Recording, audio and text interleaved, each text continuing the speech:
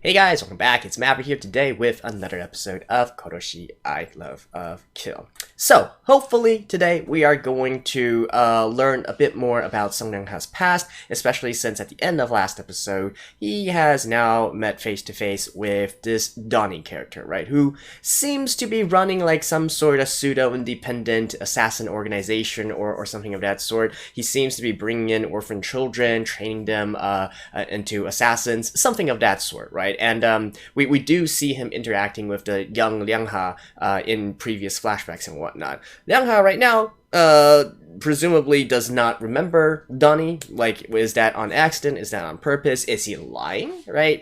Those are all questions that hopefully we can clear up in this episode and learn a little bit more about his past as well as Ryang-Ha's past with Chateau. So, without further ado, let's get into the episode. Alright, let's begin in 3, 2, 1, play.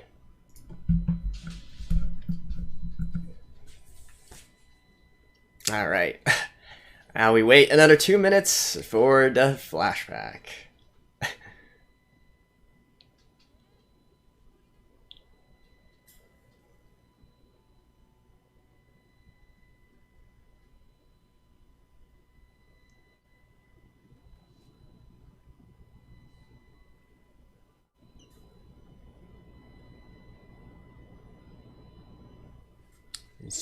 Ryang-Ha.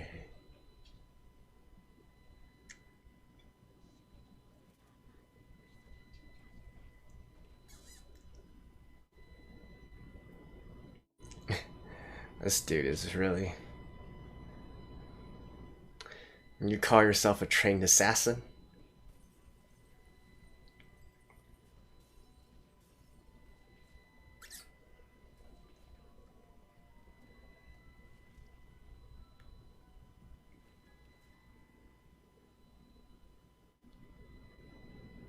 Maybe I'm a little bit too harsh. Maybe he's not an assassin. Maybe they're just a bunch of hoodlums. I highly doubt that, though. Anyways. Okay. Come on. Stop beating around the bush.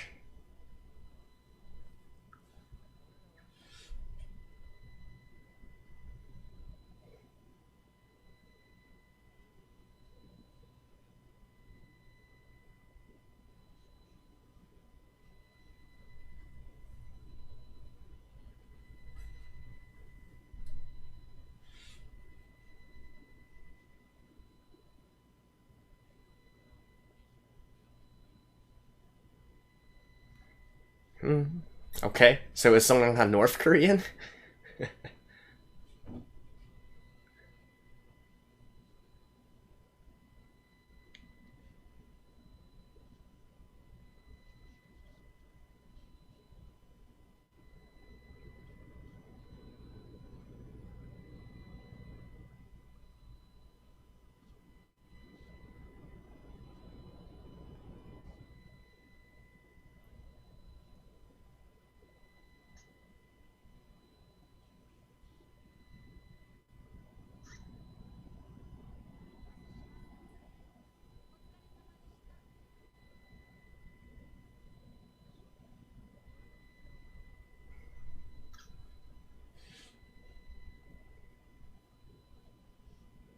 Oh?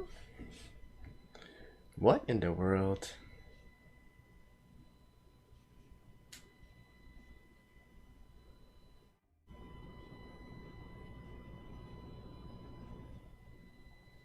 But they're not the same person? Huh. Huh.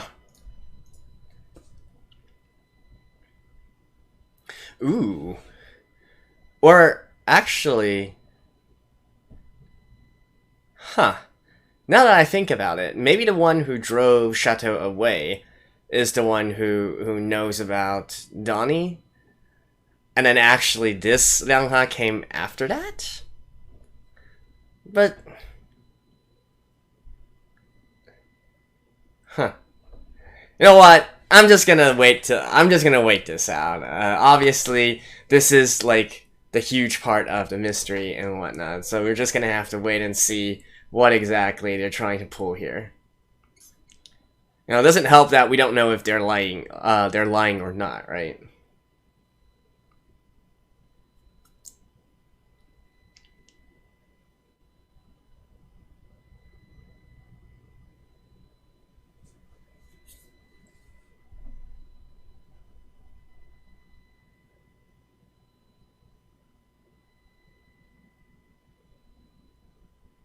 Mm-mm.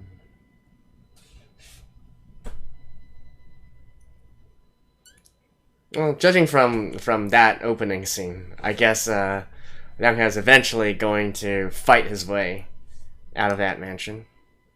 It seems that that's the background there.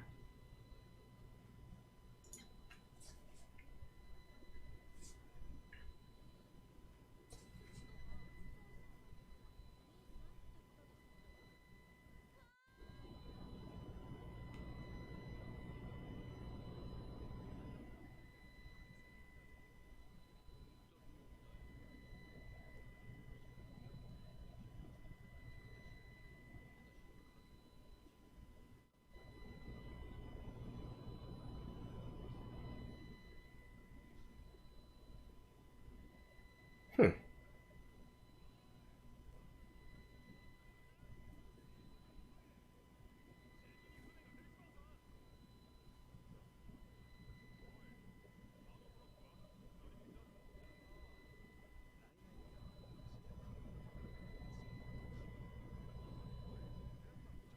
Embody?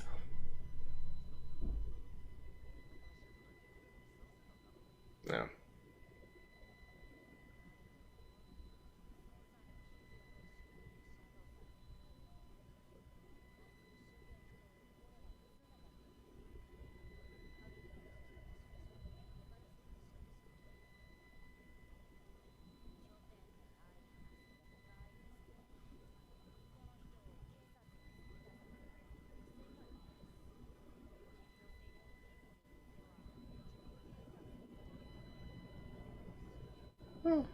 Good point.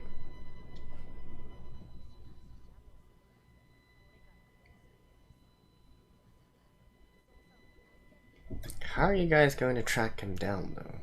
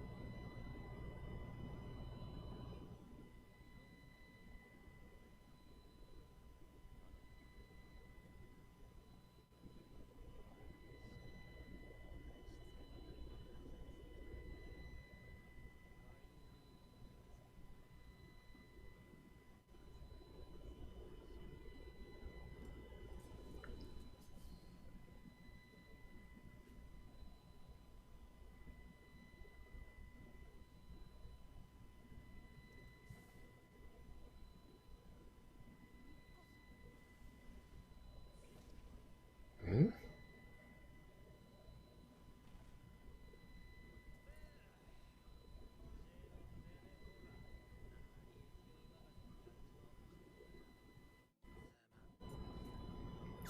I'm gonna be the one to do it.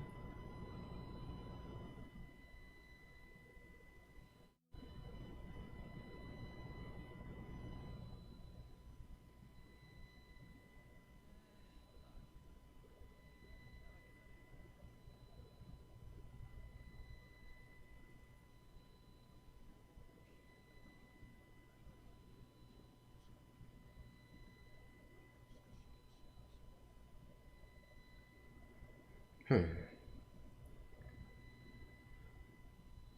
I wonder what he would have done if the dude did not stop him.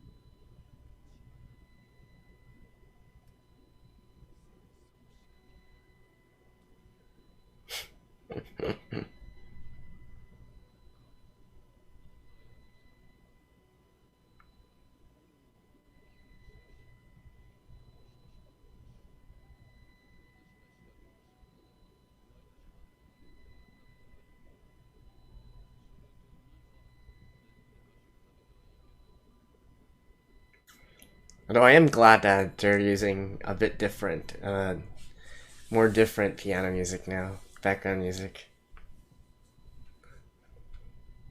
We need some variation.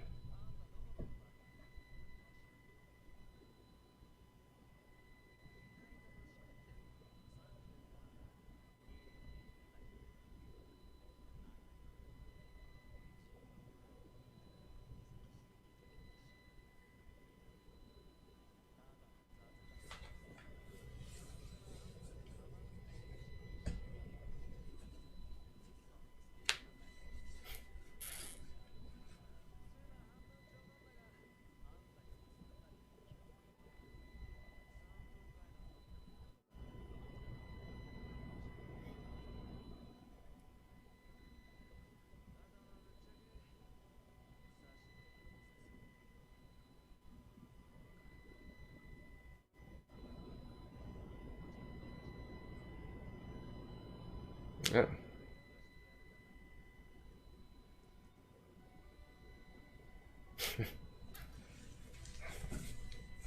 It's just like, just try me. Like I said, this is highly irregular, but anyways.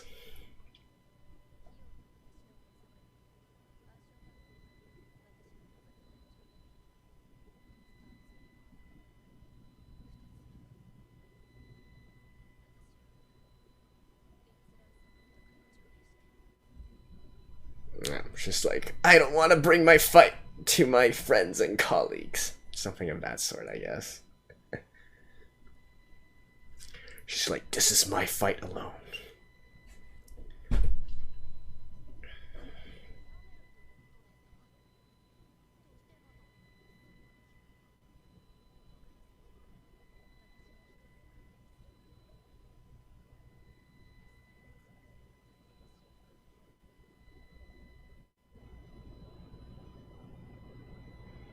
This dude is, it's just like waiting for him.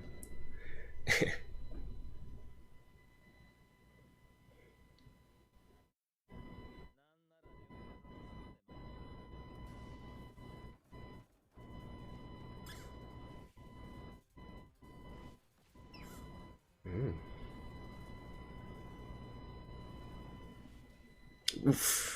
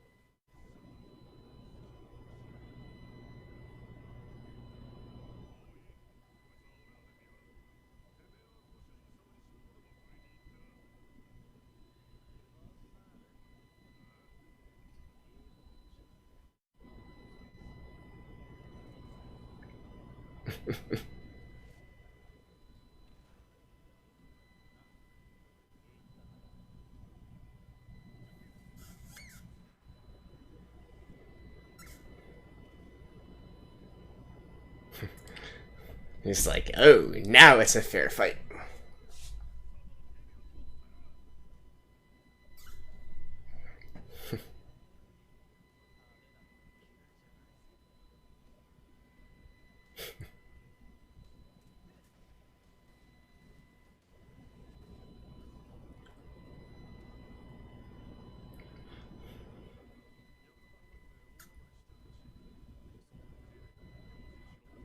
And now trucked in. Who's actually driving it, though?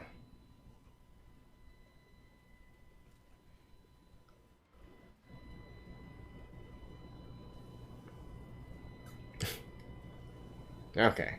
I guess that answers that.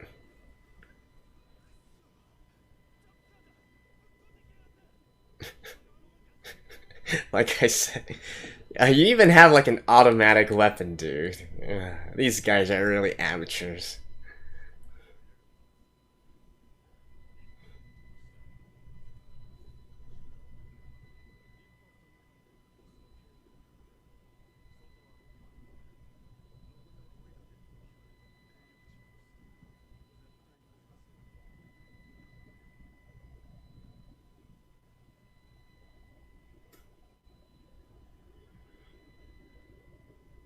I actually don't mind Chateau driving in. It is a dump truck after all, but you know the least they could do is at least open fire, right? The guards, I mean.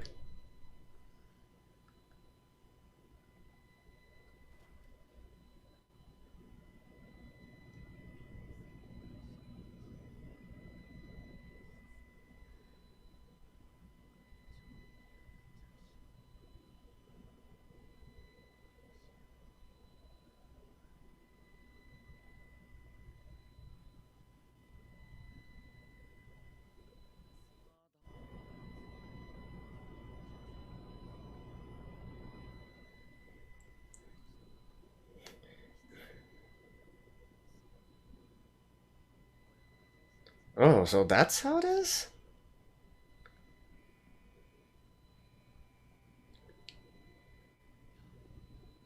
Huh. Huh. Okay. So he took on his friend's name? Or brothers? Fellow orphans? Whatever it is.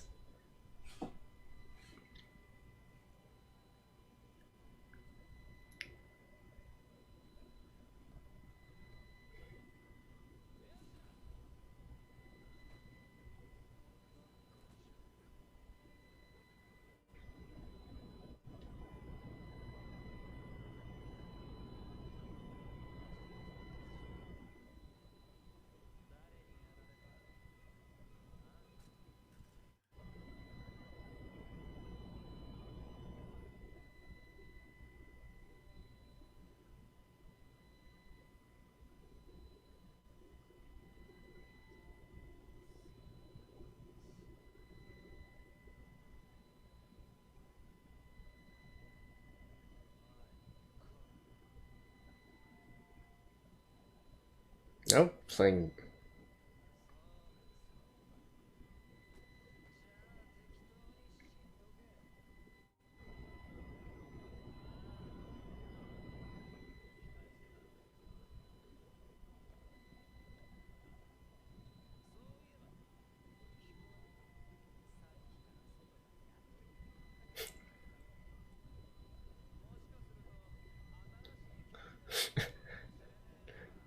This Nikki dude. You know what? I actually don't hate him as much as I thought previously.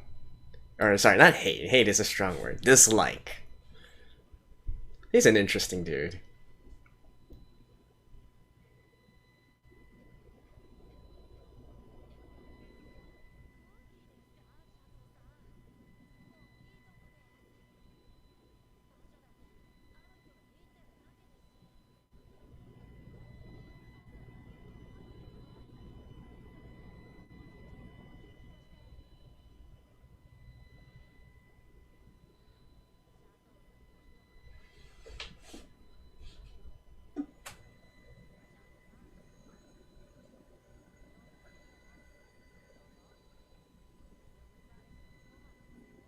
Aw.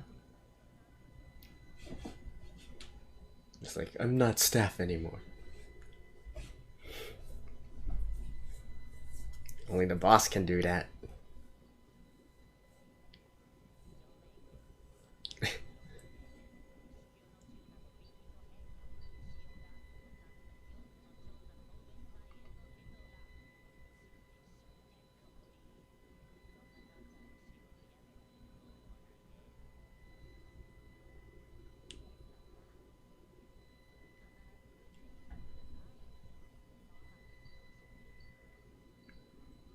Song sang.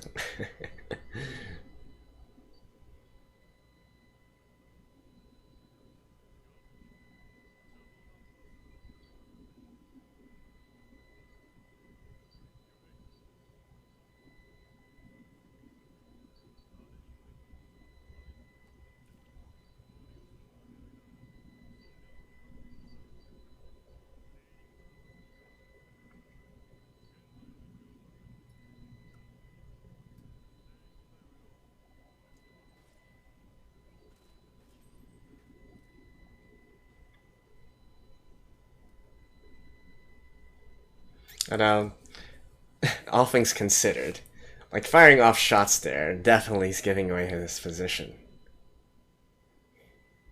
Well, but he's like, I gotta rescue my girl.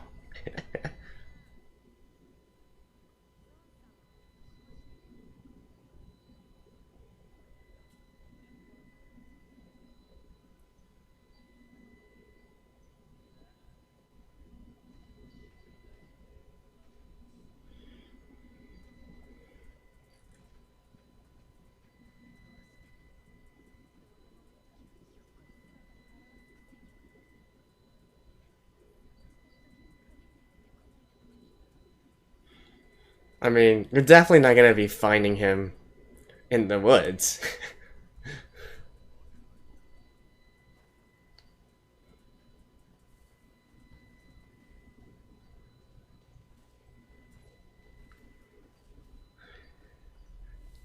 It's definitely hard for them if they can't actually open fire on her.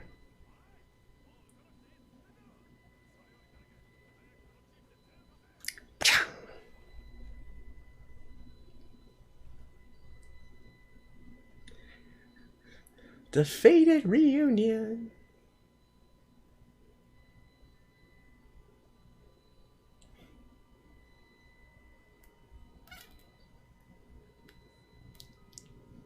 Oh damn.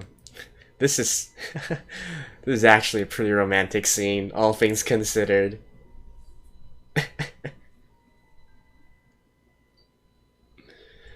I mean, it's just so ridiculous, but honestly, I don't hate it. I actually don't hate it. See you guys after this. Alright, so, as expected, we actually did get some more information in regards to the past of Ryang-Ha.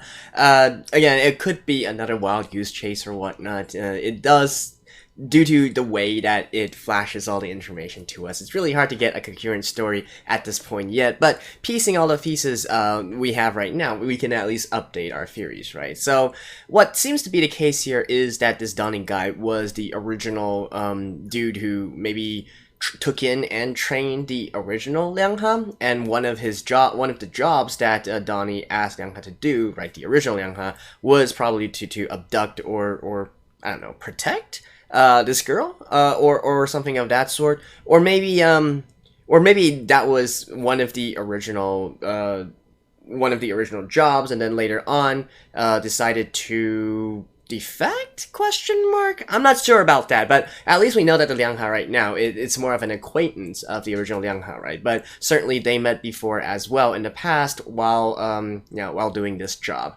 Whether or not like and if that's the case, I do believe that the current Ryang-Ha, he's probably not from the same group as Donnie in the past. Like he didn't work for Donnie, otherwise Donnie would probably recognize him. So he is stating the truth when he does not know him. But if that's the case, then he probably doesn't really know about Ryang-Ha's affiliation as well, right? Otherwise, it would be kind of weird.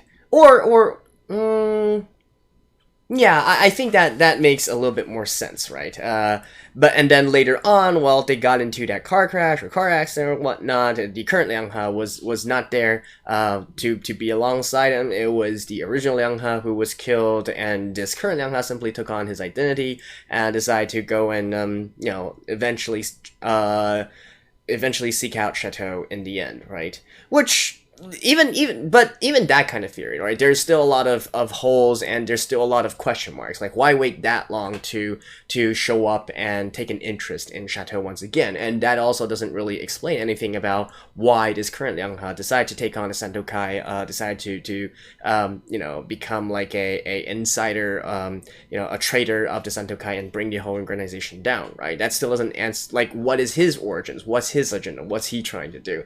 Those still aren't explained yet, right? So even though looking at events so far, we can update like our current knowledge of the situation of Ryang-Ha's past and whatnot, still I have a sneaking suspicion that there is a lot more to the story, and even up to this point where we maybe supposedly have a more concrete understanding on how things go, it's definitely probably not close to truth at all, right? Which is intriguing, and it's also fun, right?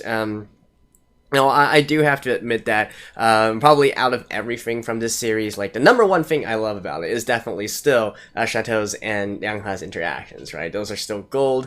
But the second thing I'm mostly interested in is in the entire backstory that they have here. The actual, like the current day situation that they are in, this entire going up against the underworld kind of thing, facing off against assassins and whatnot. I still, honestly, I still view it as a kind of a joke, because neither side really is acting all that competent, to be honest. But, all things considered, it is what it is, right? So I am still very, very interested in both the romance and the backstory. And speaking of the romance, like that ending scene, right? Like it's cheesy. I know. We could all see it coming, but still, you gotta admit it was a pretty I think it probably was a pretty iconic scene, even back in the manga as well. I have no idea, but I would presume it to be. Just the way that the moonlight is falling through the trees. Ryang-Ha standing there with that worry expression on his face, and especially right after like Chateau's little monologue there about him always bothering her but not showing up when she actually wants to see him and all that. And I'm just you can't just help but smile, right? It's an oldie, it's a cheesy, it's a classic way of doing things, but still you gotta appreciate it when it comes out anyways. So what next, right? What next? Are they just going to be able to escape the perimeter this easily? I guess they need to. I mean, Ryang-Ha is in no shape for fighting right now, right? And Chateau, bless her, she is not exactly the strongest fighter as well, especially when going up against literal assassins. She is, after all, more of a bounty hunter, and those are two very different skill sets there. So I guess they can only, make a tactical retreat for now, wait it out or whatnot. Yeah. That would be the wisest decision, but even so, how exactly are they going to get out of this situation here, right? Like, they don't have any transport, this is like in the middle of nowhere, but hey, who knows? Who knows, right? And that Donnie guy, like, maybe he's going to just view this entire thing as a game, similar to how Nikki is, and just like, let him be, I'll catch them later, or something of that sort. You gotta have that evil villain who's so full of himself, right? And overconfident, and that's how these things typically work. And speaking of overconfident, Nikki, I have to say I am pleasantly surprised by his character. Like, he is like this battle crazy sort of dude. We've seen his type before, right? But I do appreciate the fact that he's not the type with like super long monologues or the evil monologues or whatnot. And he is actually putting quite the competent fight up against Ryang-Ha as well. And even without any specific like playing dirty or whatnot, right?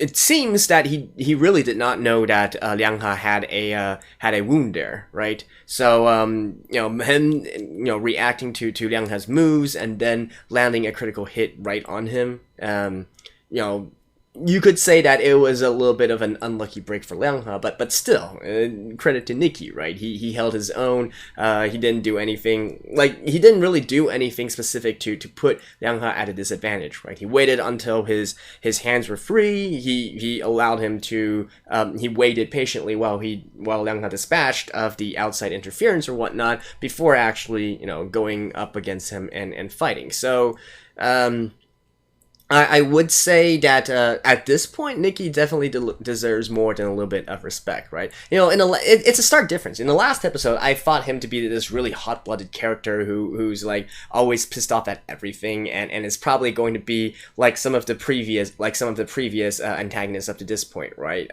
Where his temper gets the better of him, and that's what will ultimately cause his demise. But seeing him in this light, though, very calculating, with a clear goal in mind and whatnot, and showing his strengths and abilities and capabilities as well, I have newfound respect for him, not gonna lie. So I am looking forward to them actually being able to duke it out in the future.